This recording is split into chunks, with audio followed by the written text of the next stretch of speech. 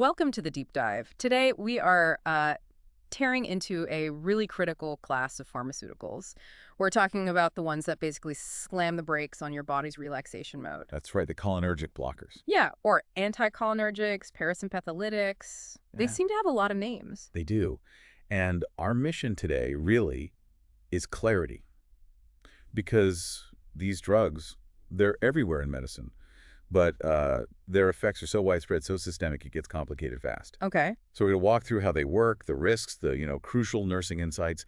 The goal is to make sure you really grasp what happens when you block that parasympathetic nervous system, the rest and digest, and let the sympathetic fight or flight system can take the wheel. Got it. So let's nail down the terms first. Mm. Cholinergic-blocking drugs that specifically targets acetylcholine, right? Awesome. Exactly. OSIS is the main messenger for the parasympathetic system. And these drugs block its action at the receptor sites. And parasympathetic just means reducing PNS activity. Precisely. And if you need a quick visual sign, think mydriasis. You probably do. Yep, that immediate widening of the pupil. It's a classic sign the body's shifting gears because of these drugs. Okay, let's get into the nuts and bolts, the pharmacology. If ACH is the key for rest and digest, how do these drugs actually stop it? It's actually quite elegant mechanism-wise. It's called competitive antagonism. Competitive, okay. Think of them as, well, ultimate competitors. They flood the system and they fight AC for the parking spots, primarily the muscarinic receptors. Ah, okay. So AC needs that spot to talk to the heart, the gut, the bladder. Right. And the cholinergic blocker basically steals that spot. It binds there instead. So it's like they've, I don't know, permanently towed AC's car away. Ha! Yeah, something like that. And because they occupy that receptor, the normal parasympathetic effect, slowing the heart, boosting gut activity, it just can't happen. Right. But here's the critical thing. By blocking the PNS, you essentially unleash the sympathetic nervous system. Ah, so the effects end up looking like adrenergic drugs, Yeah. like adrenaline. Exactly. Increased heart rate, relaxed, smooth muscle. It's the sympathetic show running unopposed. And that systemic takeover explains why they affect, well, almost everything. If we look at the effects listed in the sources, it's like the opposite of resting. Let's tick through the systems, maybe starting with the heart. Okay, cardiovascular. It's a bit weird with dosage. Small doses might briefly slow the heart rate down. Really? That seems counterintuitive. It does, but the main effect therapeutically and toxically comes from larger doses. Yeah. They strongly block the vagus nerve's inhibitory signals to the heart, making the heart rate speed up, sometimes quite significantly. Okay. And respiratory, you mentioned these are useful there. Oh, very useful. They decrease bronchial secretions, less mucus, and importantly cause bronchodilation, opening up the airways. Which is great for things like COPD, asthma. It's a big benefit there. Okay, moving down to the gut, the GI system. Expect to slow down. Decrease motility, less peristalsis, reduce gastric secretions. Clinically, that usually means constipation. Right, and the GU system, the bladder. Similar relaxing effect. The main bladder muscle, the detrusor, relaxes. But the internal sphincter tightens up, So the bladder doesn't squeeze, and the exit is tighter. which leads directly to urinary retention, difficulty peeing, or not being able to pee at all. And back to the eyes, we said mydriasis, the dilated pupils. But there's more, isn't there? Cycloplegia? Yes, cycloplegia. Hmm. That's paralysis of the eye muscle that controls focusing. Ah, so that's why people get blurred vision. Precisely. The pupil's wide open, letting in lots of light, and the eye can't adjust focus. Makes reading tough. And crucially, this whole process increases the pressure inside the eye. Which is why it's a huge problem for people with angle closure glaucoma. Absolute contraindication. Dangerously high pressure. Okay. And finally, the CNS effects. The brain. It's dose-dependent again. Small doses can actually be helpful, decreasing muscle rigidity, tremors. We'll get to Parkinson's uses. But large doses. That's where it gets risky. Drowsiness, disorientation, even serious hallucinations. And that cognitive piece, you mentioned that's especially important for older adults. Critically important. That sensitivity is a major focus when we talk about safety later on. Okay, good point. Let's shift to where we actually use these effects. What are the main therapeutic applications? Well, in the CNS, it's often about correcting neurotransmitter imbalances. So treating Parkinson's disease, helping with that rigidity and tremor. And also for drug-induced extrapyramidal reactions, those movement side effects you can get from some antipsychotic meds. Right, they block their relative excess of HC in those cases. Exactly. Helps modulate movement. And then there's atropine. That feels like the poster child for this class, especially in emergencies. Atropine is definitely a big one. It's vital for treating symptomatic bradycardia when the heart's beating too slow and causing problems like dizziness or fainting. So low heart rate, low blood pressure. Right. Or certain types of heart block where the signal isn't getting through properly. We give it IV, usually 0.5 milligrams, repeated to the max 3 milligrams, to block that vagal brake on the heart and speed it up.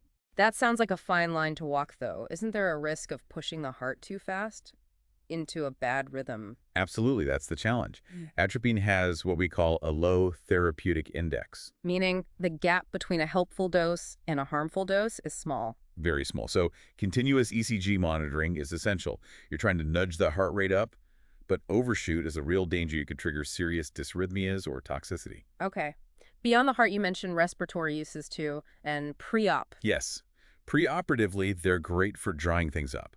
Reducing saliva, reducing bronchial secretions, makes intubation easier and safer, reduces the risk of aspirating secretions during surgery. Makes sense. And then the more routine uses for GI and GU issues. Yep. For GI, relaxing that smooth muscle and cutting down secretions helps with things like irritable bowel disease or states where there's just too much acid or activity. And GU, the bladder stuff. That's a big area. Overactive bladder, neurogenic bladder, incontinence.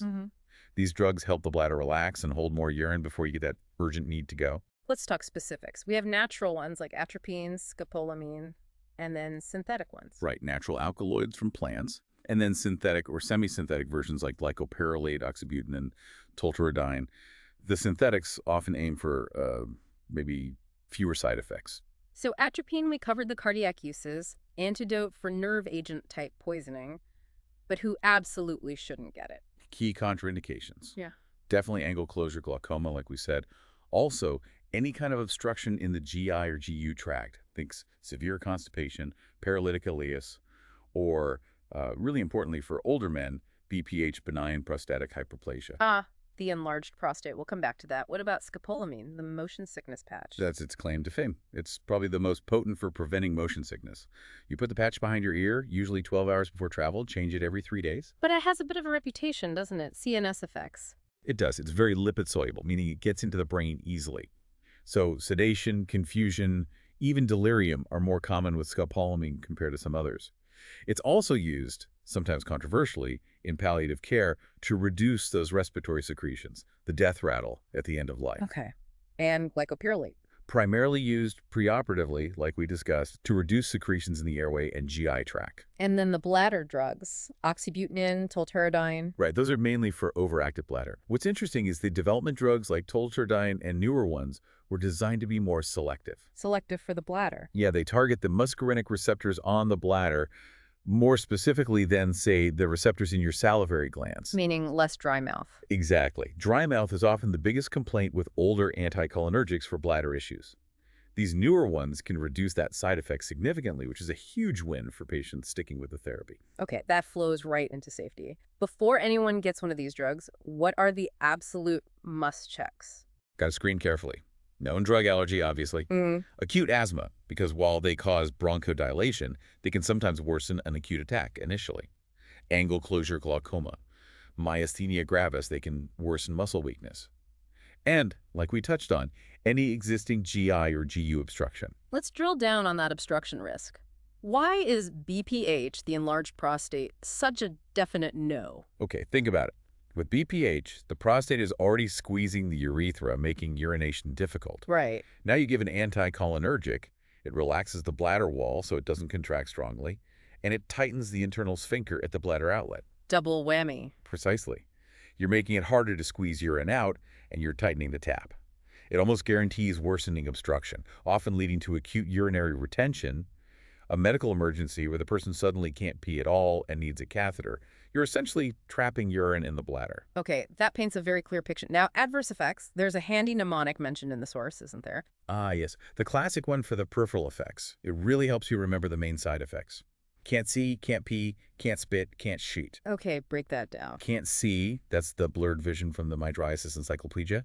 Can't pee, urinary retention, can't spit, the really common dry mouth, xerostomia, and can't sheet, constipation. Simple, memorable. And you'd add increased heart rate to that list, too. Definitely. Tachycardia and potentially dysrhythmias are always a concern. Now, here's where I think the deep dive gets really critical.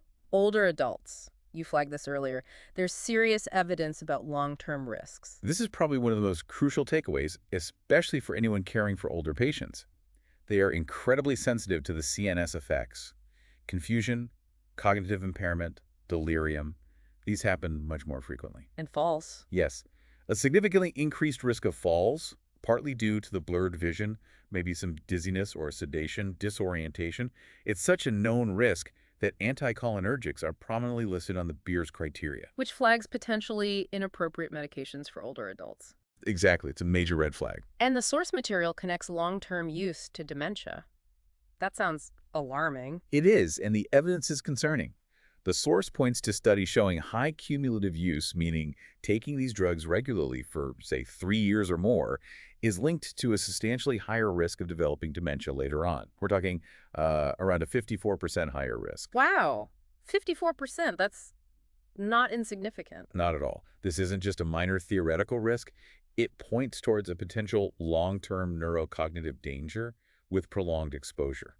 So the nurse's job isn't just managing the immediate side effects like dry mouth, but thinking about this cumulative anticholinergic burden over time. What's the thinking behind why this increases dementia risk? Well, the leading theory focuses on acetylcholine's role in the brain. It's vital for learning, memory, attention, cognitive processing. Right. Since these drugs can cross the blood-brain barrier and block those crucial muscarinic receptors, especially a subtype called M1, the idea is that chronic blockade essentially disrupts the brain's communication networks needed for cognition. So starving the brain of that cholinergic signal over years. Kind of. That chronic deprivation, especially layered on top of normal age-related changes, seems to potentially accelerate the underlying processes that lead to dementia.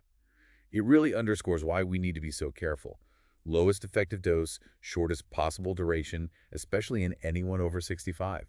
It's non-negotiable, really. That definitely reframes the risk assessment. Okay, let's talk about overdose, given that low therapeutic index you mentioned. Right. Small safety margin means overdose is a real emergency. Treatment is mainly supportive and symptomatic. Keep a close eye on the heart with continuous ECG monitoring. If the overdose was recent and oral, maybe gastric lavage, pumping the stomach, or activated charcoal to bind the drug. Is there a specific antidote? There is. It's a cholinergic drug called physostigmine. So it does the opposite. Exactly. The problem is too little H effect because the receptors are blocked. Physostigmine is an anticholinesterase. It stops the enzyme that normally breaks down HE. Ah, so it lets the natural HE build up and hopefully outcompete the blocker. That's the idea. Flood the receptors with AFI8. But its use is actually quite controversial. Why is that? Because physostigmine itself can cause severe side effects, like seizures or even cardiac arrest. So it's usually reserved only for really severe cases with extreme delirium or agitation when the benefits are thought to outweigh those significant risks. Got it. And we can't forget drug interactions, taking these with other drugs that also have anticholinergic effects. That's a huge issue. Think about common ones. Many antihistamines, especially older ones like diphenhydramine, tricyclic antidepressants, some muscle relaxants. So they stack up. They absolutely stack up. It leads to additive effects, significantly increasing that anticholinergic burden we talked about. Pushes the patient much closer to toxicity, cognitive problems, urinary retention, constipation, and that risk of overheating we need to discuss. Right. Let's wrap up with patient teaching. Someone starting one of these meds, what are the absolute need-to-knows for safety, starting with that guaranteed dry mouth? Yeah, xerostomia is almost a given. They need practical tips. Frequent sips of water, good oral hygiene is crucial. Sugar-free gum or hard candy can help stimulate saliva. And really important, regular dental checkups. Chronic dry mouth raises the risk for cavities significantly. Okay. And the second big one you hinted at, heat intolerance. This sounds really serious, especially for older folks. It is potentially life-threatening. These drugs block sweating. Sweating is cholinergic. It is a parasympathetic function needed for cooling down. If you block it, the body can't regulate its temperature effectively.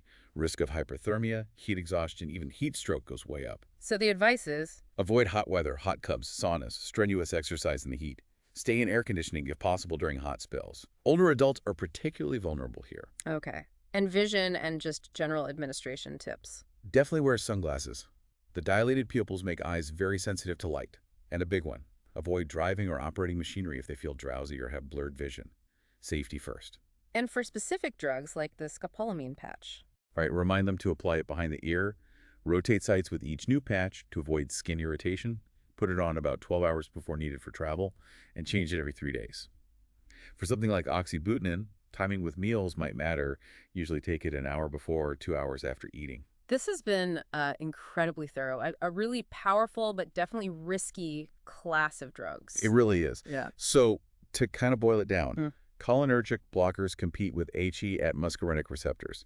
This lets the sympathetic system dominate, leading to those peripheral effects. Can't see, can't pee, can't spit, can't strip, plus heart rate changes. Okay. Nursing assessment is key checking for contraindications like glaucoma, BPH, obstructions. And always being vigilant about side effects, especially the CNS risks and heat intolerance in older adults. So here's the final thought for you, our listeners. We've talked about this compelling, honestly quite disturbing evidence linking cumulative anticholinergic use to that 54% higher dementia risk. So the question is, what proactive, ethical steps should you always take working with your patients to carefully weigh the benefits against that potential long-term cognitive risk? How do we ensure we're truly using these drugs safely? That's something critical to reflect on. Thank you for joining us for this deep dive. We'll catch you on the next one.